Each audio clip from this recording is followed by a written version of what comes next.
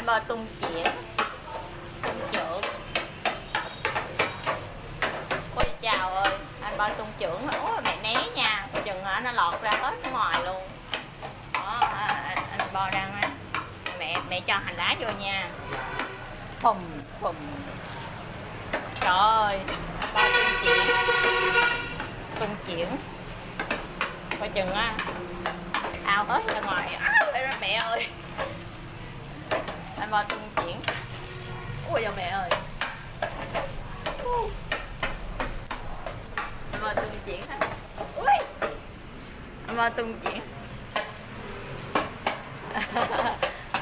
Anh bo tung chuyển nè.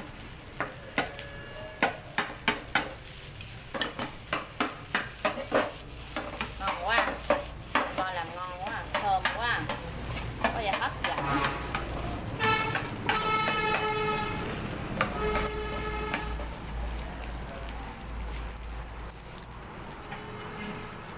Canh cải chua, xương heo. Anh bo nêm nếm. Nhà món cơm chiên là anh bo là chùm. Bo cơm chiên. Bo cơm chiên.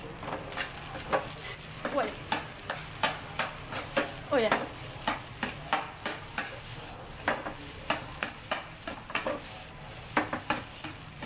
Anh bo tung chẻn. Anh bo tung chẻn. Ống ơi. Cái chừng nó xuống cái đất luôn đó con. Ui. Ui da.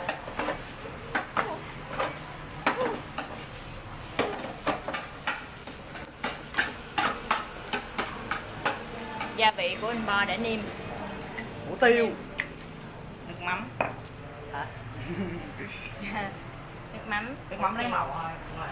Ngon quá, hấp dẫn quá đi. Trời ơi, trứng nữa nha, có trứng nữa nha. Quá trời, quá chừng ngon luôn. Anh bo nếm kìa, trời ơi, anh bo dứt kìa.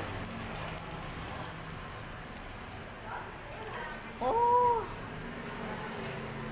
anh bo đẹp trai. Ngon quá trời luôn. Anh bo đẹp trai. Wow. Nếu mà miếng muối nữa. Ngon.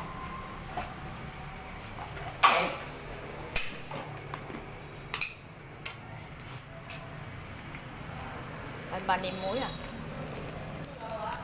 Mắm này không mặn lắm ha. Mẹ hít phải tiêu. Tiêu này tiêu xịn quá. Mẹ hít phải tiêu.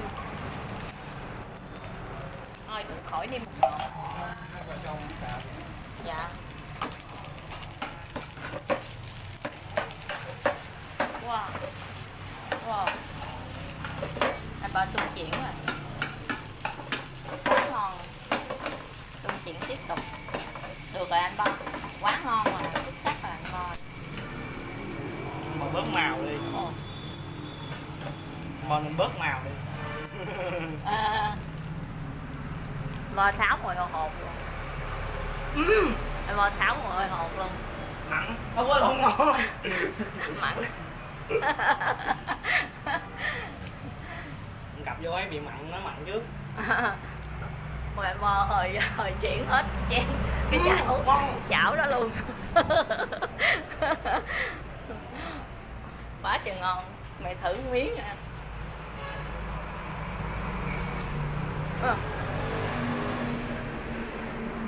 Ngon quá. Ngon. Quay sang trái rồi quay sang phải với anh bo. Ngon quá anh bo ơi. Ăn miếng nữa.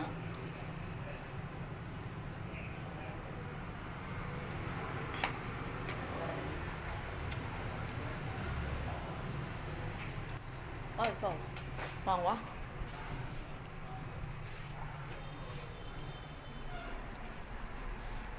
Này rất vui à. Bye bye, bye bye. Bye bye. Bye bye.